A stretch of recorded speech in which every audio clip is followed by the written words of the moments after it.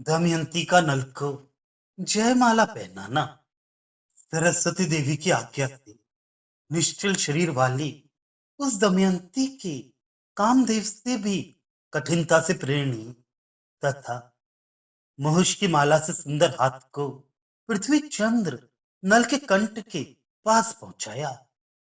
इसके नलकंठ के पास हाथ पहुंचाने के बाद वधु दमयंती ने लिखकर समर्पित की जाती हुई अपनी स्वीकार, मैंने तुम्हें निश्चित रूप से पति स्वीकृत किया, ऐसा, अथवा तुम मुझे अपनी पत्नी स्वीकृत करो, ऐसा, के अक्षरों की पंक्ति समूह के समान दर्वांकुरों से भरी हुई उस महुए की माला अर्थात वर्णमाला जयमाला को नल के कंठनाल में डाल दिया। दूर्वांकुर श्यामवर्ण होने से अक्षर तुल्य तथा महुए के फूलों की अक्षरों की संधि तुल्य और कंठ की नाल कमल का डंठल कहने से नल के मुख को कमल तुल्य समझना चाहिए।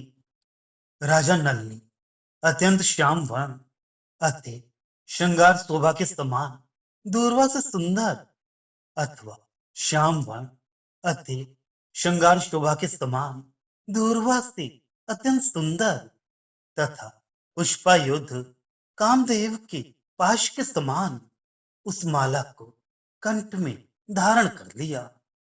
वह दमयंती दूर्वांकुर रूप उत्पन्न रोमांच समूह वाली तथा नल के शरीर संसर्ग से अत्यंत शोभमान हर्षयुक्त पुष्पमाला को मान प्रणय कोप से मुख को नीचे करके ईर्ष्या से देखा।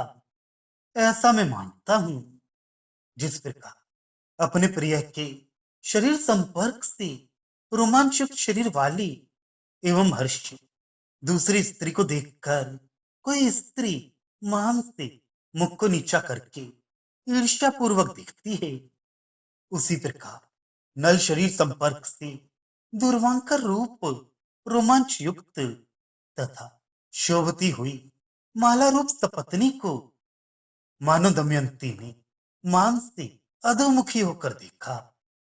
उस नल की निर्मल हृदय छाती में बाहर स्थित तथा दर्पण तुल्य स्वच्छ होने से अंतःकरण में प्रतिबिंबित वह महुए की माला कुछ भीतर प्रविष्ट तथा कुछ बाहर स्थित काम बाण समूह के समान देखी गई। अत्यधिक हर्ष से कहे जाते हुए अस्पष्ट अक्षरों वाली जो स्वयंवर देखने के लिए आया हुई नगर की स्त्रियों के मुख से मंगल गान निकला अर्थात गाया गया। वहीं उल्लुलु ध्वनि विवाह आदि मंगल कार्यों के अवसर पर स्त्रियों द्वारा किया जाने वाला उल्लुलु रूप अस्पष्ट ध्वनि विशेष उल्लासित हुआ। अब भी वंग देश की स्त्रियों को मंगल कार्यों में उल्लुलु रूप अस्पष्ट शब्दीकरण करते देखा जाता है। उस समय रोमांचित शरीर यष्टि वाली उस दमयंती के बाल भाव बचपन के कारण वर दूल्हा नल की शोभा को देखने के लिए उत्कंठित सभी रोम ऊपर की ओर गर्दन किए हुए के समान हो गए।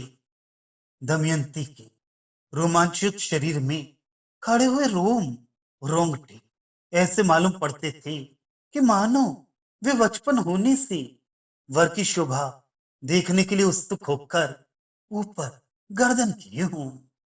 बच्चों को दूल्हे की शोभा देखने के लिए उत्कंठित होना तथा छोटा होने के कारण अच्छी तरह न दिखने से गर्दन को ऊपर उठाना स्वभाव होता है। रोमांकुरों से उच्चा बच्चे संपूर्ण शरीर वाली तथा सुंदर ओष्ठों वाली व दमयंती लक्ष्य निशानी के दंडों से अलंकार शोभा को पाई हुई कामदेव की बाणान्यास की वेदी के समान अत्यंत शोभने लगी। बाणान्यास करने वाले व्यक्ति दंडा गड़ी हुई वेदी बनाकर उसे निशाना बनाकर बाण मारते हैं। रोमांचित दमयंती को कामदेव ने अपने बाणों से बार बार निशाना बनाकर पीड़ित किया। नल भिन्न राजाओं के मास्तर से उत्पन्न अश्रु में प्रतिबिंबित वर्णमाला उन नल भिन्न राजाओं का आंखों में स्थिति हो दृष्टि गई तथा स्वयंवर में दमयंती के स्वीकार करने के कारण हर्ष से उत्पन्न नल के अश्रु में प्रतिबिंबित वह वर्णमाला पान करती प्रेम पूर्वक सादर देखती हुई नल की आंख में सरलता से लटकती हुई साधी माला के रूप में स्थित हुई। ये उचित ही है। अथवा दमयंती ने नल विषयक अनुराग से उनके कंठ में जिस प्रकार वर्णमाला को पहनाया उसी प्रकार नल भिन्न राजाओं के प्रति द्वेष होने से मानो उनके नेत्रों में माला को डाल दिया। इसी वास्ते उन राजाओं के नेत्र लाल हो गए हैं, आंसू निकलने लगे हैं तथा उस आंसू में प्रतिबिंबित वह वर्णमाला दिख रही है। लोक में भी कोई व्यक्ति किसी के प्रति द्वेष होने पर उसकी आंखों में उंगली आदि डाल देता है तो उसकी आंखें लाल हो जाती हैं, उनसे आंसू आने लगते हैं और वह व्यक्ति मुख फेर देता है।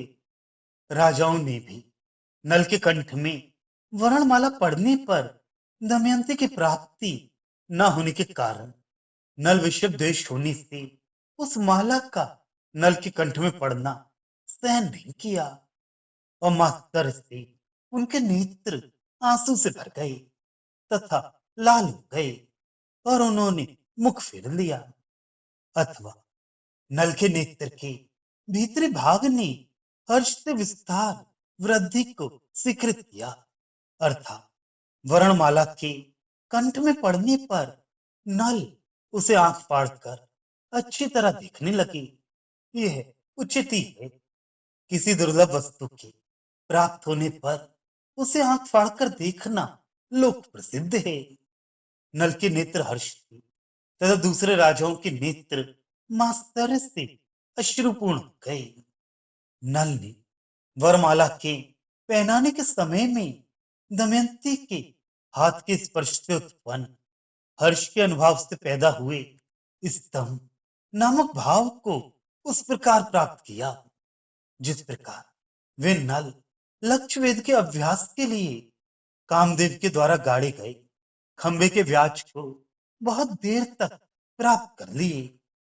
वरमाला पहनाते समय दमयंती के हाथ के स्पर्श से नल का शरीर स्तंभवत क्रिया शून्य होने से कामदेव के द्वारा लक्ष्य वेद के लिए गाड़े गए खंबे के समान हो गया। वे दमयंती के हाथ के स्पर्श से अत्यंत काम पीड़ित हो गए।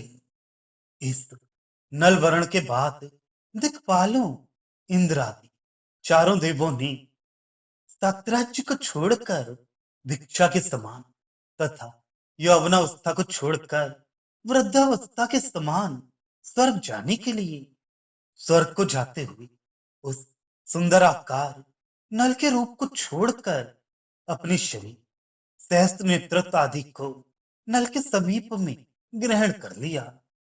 नल के सुंदर आकार को साम्राज्य तथा युवावस्था के साथ और इंद्रादि के शरीर को भिक्षा और वृद्धावस्था के साथ उपमा देकर यहाँ पर नलाकार की अपेक्षा इंद्रादि के शरीर को अत्यंत तुच्छ तथा साम्राज्य का त्याग कर भिक्षा वृत्ति को तथा यौवनावस्था का त्याग कर वृद्धावस्था को पाने वाले व्यक्ति के समान इंद्रादि दिक्पालों को नल के आकार का त्याग करने में अत्यंत दुख हुआ। ये बतलाया गया है। लोक में भी कोई विद्वान मनुष्य दूसरे की अत्युत्तम वस्तु को छोड़कर अपनी तुच्छ वस्तु को ही ग्रहण करना प्रशस्त मानता है। अतः इंद्रादि का वैसा करना भी उचित ही है।